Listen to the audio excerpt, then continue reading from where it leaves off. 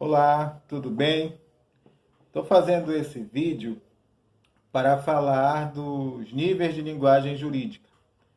Bem, primeiro ponto é falar dos níveis de linguagem. Por que a gente precisa saber os níveis de linguagem? Porque existem vários ambientes, várias culturas, várias profissões que não falam da mesma forma. Mas com relação aos níveis de linguagem, existe um nível padrão, que é um nível culto, que é aquele que a gente aprende na escola, mas também existe o nível comum, o nível coloquial, que é aquele que nós aprendemos nas ruas, que são as gírias, que são a fala de grupos específicos, né? E também tem uma linguagem grupal, que é a linguagem técnica de algumas profissões.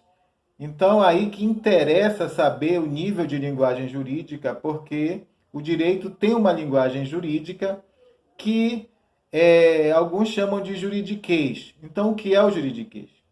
O juridiquês é a linguagem que os profissionais do direito falam, né?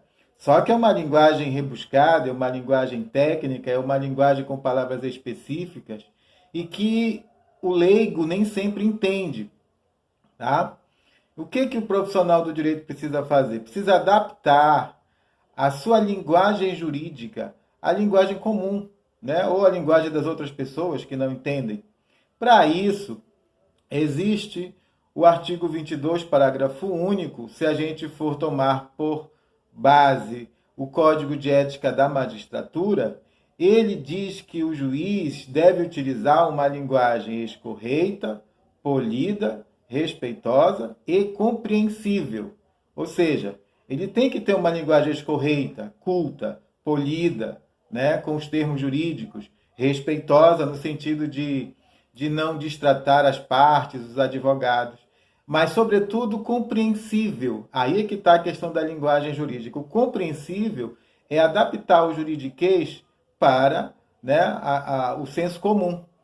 Agora, dentro da linguagem jurídica, existem subníveis de linguagem que nós falamos. Nós temos a linguagem legislativa, né, que é a linguagem que está na lei, que a gente vai falar depois, sobre os artigos, incisos, etc. Nós temos a linguagem forense, judiciária ou processual, que é aquela forma, né, de falar dentro dos processos judiciais, administrativos, né? A linguagem cartorial ou notarial, que é a linguagem que está contida nos documentos oficiais dos cartórios, certidão de óbito, certidão de nascimento, certidão de casamento, né? Nós temos a linguagem doutrinária, né, ou doutrinal, que é a linguagem técnica dos doutores do direito, dos estudiosos do direito, que são aqueles que escrevem nos livros de direito que vocês estudam, né? Nós temos a linguagem contratual ou convencional, né, que não é só para o direito, né? Pessoas podem fazer contratos, celebrar, né, acordos, e aí existe também uma linguagem contratual. E por fim, né, eu queria falar da oralidade da escrita na linguagem especificamente legislativa. Por quê?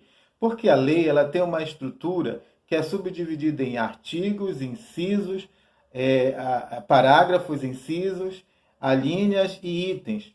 Então aí existe uma forma de falar, né? Então você diz do artigo 1º, né, até o artigo 9º, né, em um numeral ordinal, primeiro, segundo, terceiro. A partir do 10º, você não fala artigo 10º, você fala artigo 10.